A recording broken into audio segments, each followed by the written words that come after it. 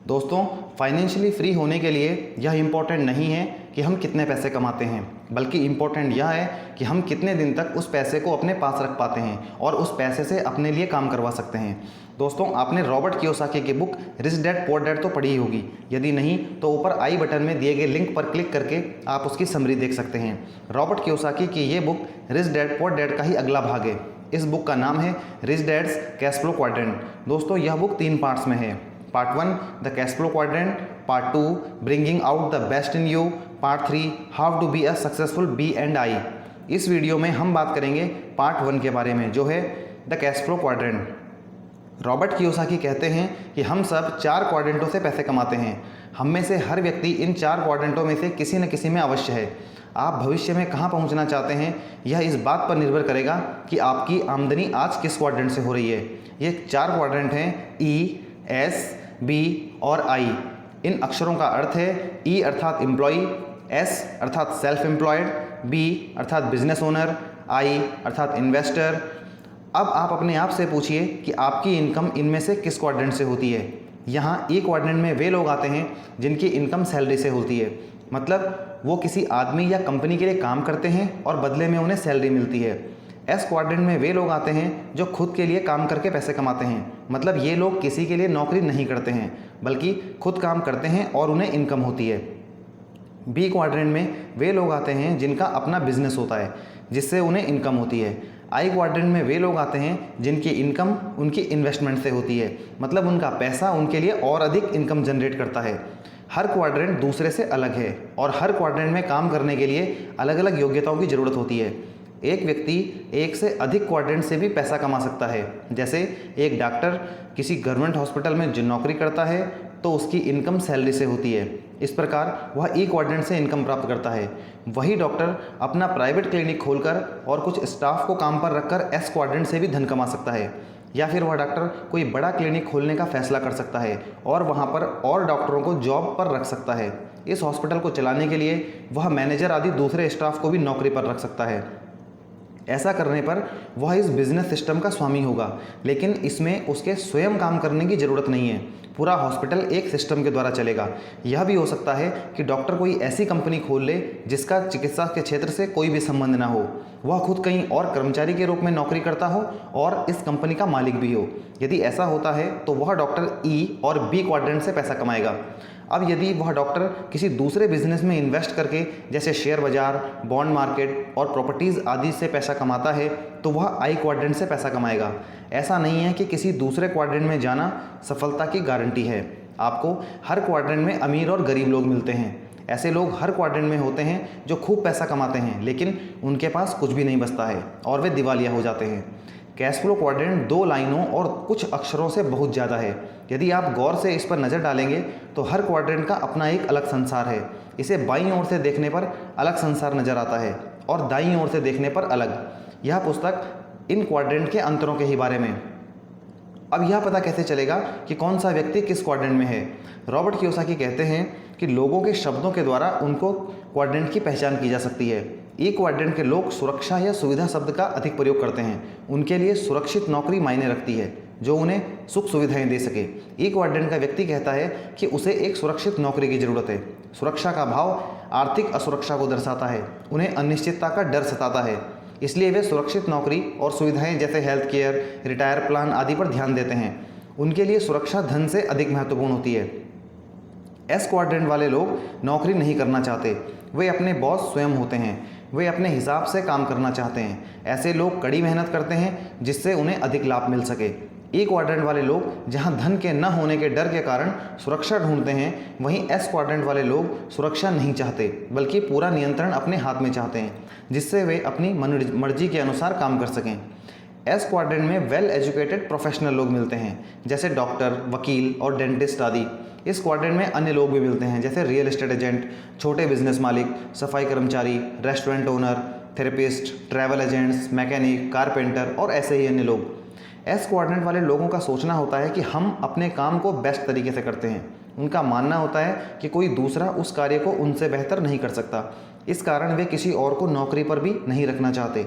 इनके लिए धन उतना आवश्यक नहीं है जितना कि कार्य करने की आज़ादी। बी क्वाड्रेंट वाले लोग एस क्वाड्रेंट के बिल्कुल विपरीत होते हैं।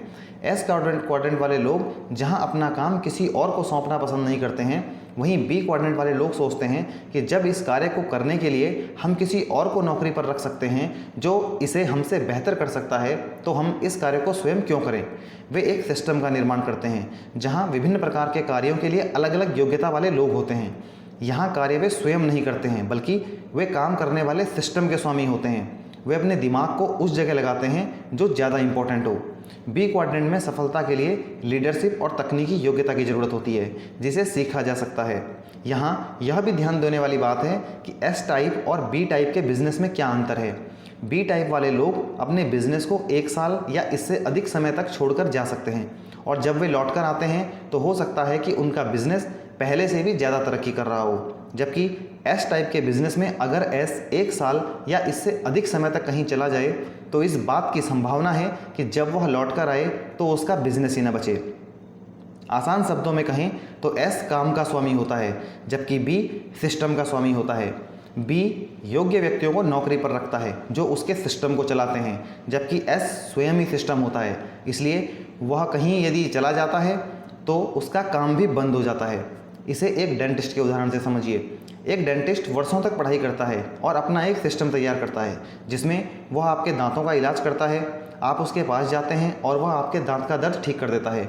अधिकांश मामलों में डेंटिस्ट खुद ही पूरा काम करता है, लेकिन जब वह डेंटिस्ट छुट्टियां मनाने के लिए बाहर जाता है तो उसके साथ उसकी आमदनी भी चली जाती है। बी बिजनेस मालिक हमेशा के लिए छुट्टियां मनाने बाहर जा सकता है, क्योंकि काम वह नहीं उसका सिस्टम करता है। अगर बी छुट्टियां मनाने बाहर चला जाता है तो उसका काम बंद नहीं होगा। आई क्वाड्रेंट वाले लोग अपने पैसे से पैसा बनाते हैं। वह स्वयं कार्य नहीं करते हैं, बल्कि उनका पैसा उनके लिए काम करता है। वह अपने पैसे को अलग अलग जगहों पर निवेश करके रखते हैं जो उनके लिए दौलत इकट्ठी करता है। आई क्वाड्रेंट में ही पैसा दौलत में बदलता है। कैश फ्लो क्वाड्रेंट अलग अलग क्वाड्रेंट के अंतरों को बताता है। यह आपको बताता है कि आपकी आमदनी कहाँ से होती है। ई आप नौकरी करते हैं। एस आप अपने काम के मालिक हैं। बी आप एक सिस्टम के मालिक हैं और लोग आपके लिए काम करते हैं। आई आपका धन आपके लिए काम करता है। कुछ लोग एक से अधिक क्वाड्रेंट से भी आमदनी करते हैं। रॉबर्ट कियोसाकी यहाँ इसके 2 उदाहरण देते हैं। यह 2 ऐसे व्यक्तियों का उदाहरण है जो राज्य सरकार के फायर फाइटर्स हैं। उनके पास नौकरी की सुरक्षा भी है और साथ में अन्य लाभ भी हैं। इसके साथ ही उन्होंने क्वाड्रेंट के दाएं हिस्से में भी बहुत दौलत इकट्ठी कर ली है। वे हफ्ते में सिर्फ 2 दिन काम करते हैं और बाकी के 3 दिन वे व्यावसायिक निवेशकों के रूप में काम करते हैं। बाकी 2 दिन वे अपने परिवार के साथ आराम से समय बिताते हैं। उनमें से एक पुराने मकान खरीदता है, उनकी मरम्मत करता है और वहाँ से उसे किराया मिलता है। उसके पास 45 मकान हैं जिनसे उसे कर्ज, टैक्स, इंश्योरेंस और मेंटेनेंस को काटकर $10,000 प्रति माह की इनकम होती है। फायर फाइटर के रूप में उसे $3,000 प्रति माह मिलता है। इस प्रकार उसकी महीने की आमदनी बढ़कर $13,000 तथा साल की $1,50,000 हो जाती है और यह बढ़ती ही जा रही है। दूसरा, अपना टाइम कंपनियों का विश्लेषण करने और स्टॉक्स तथा ऑप्शंस में लंबे समय तक निवेश करने में लगाता है। उसका पोर्टफोलियो अब $30 लाख का है। यदि वह आज अपने निवेश को नकद करवा ले और उस पर 10% वार्षिक ब्याज कमाए तो भी उसे आजीवन $3 लाख प्रतिवर्ष की इनकम होगी।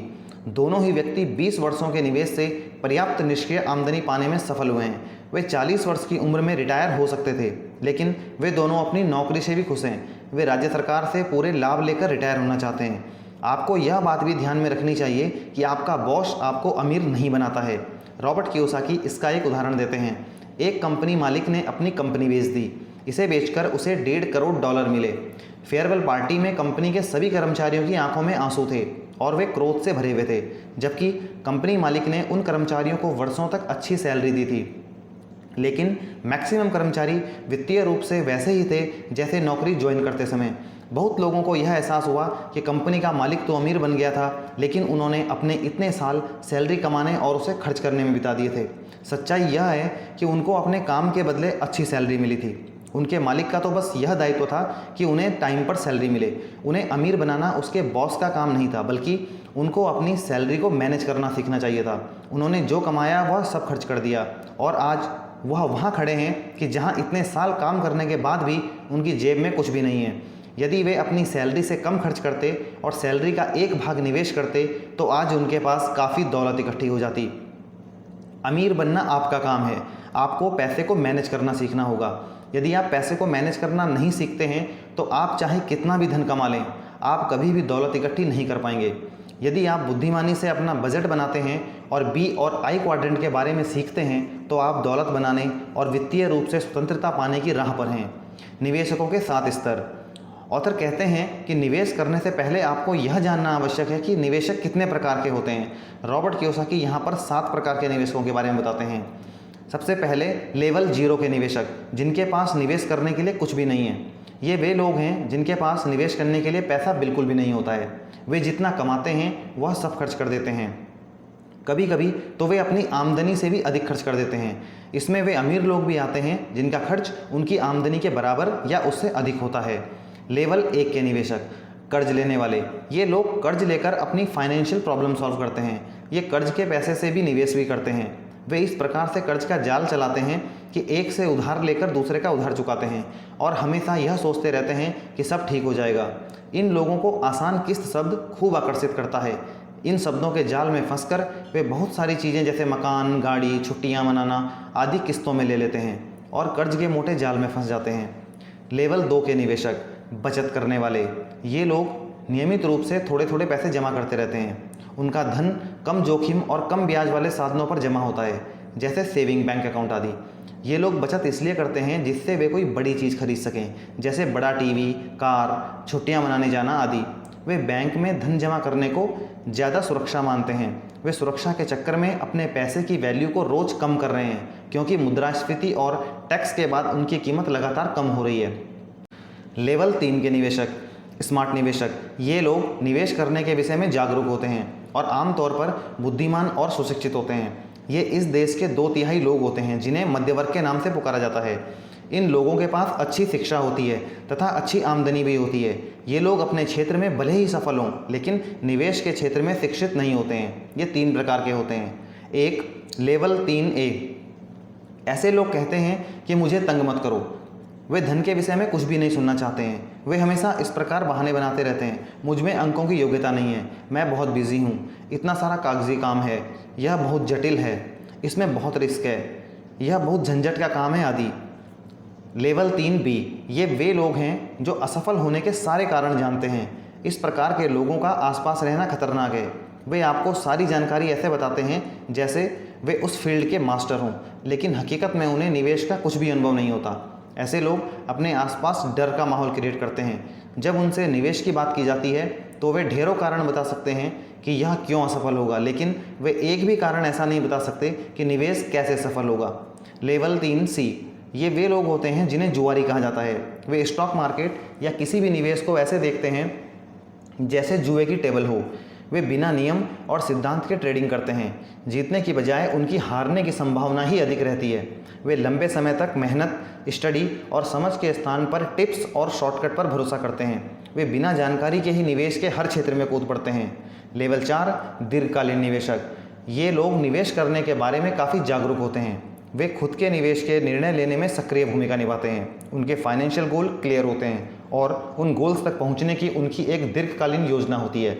वे निवेश करने से पहले अपनी शिक्षा में निवेश करते हैं। वे योग्य वित्तीय सलाहकारों से सलाह लेते हैं। अगर आप दीर्घकालीन निवेशक नहीं हैं तो जितनी जल्दी हो सके बन जाइए। इसके लिए ज़रूरी है कि आप अपनी एक योजना तैयार कर लें। अपने खर्च की आदत पर कंट्रोल करें, अपने कर्ज को कम करें, अपनी आमदनी से कम खर्च पर रहना सीखें, अपनी आमदनी को बढ़ाने की कोशिश करें।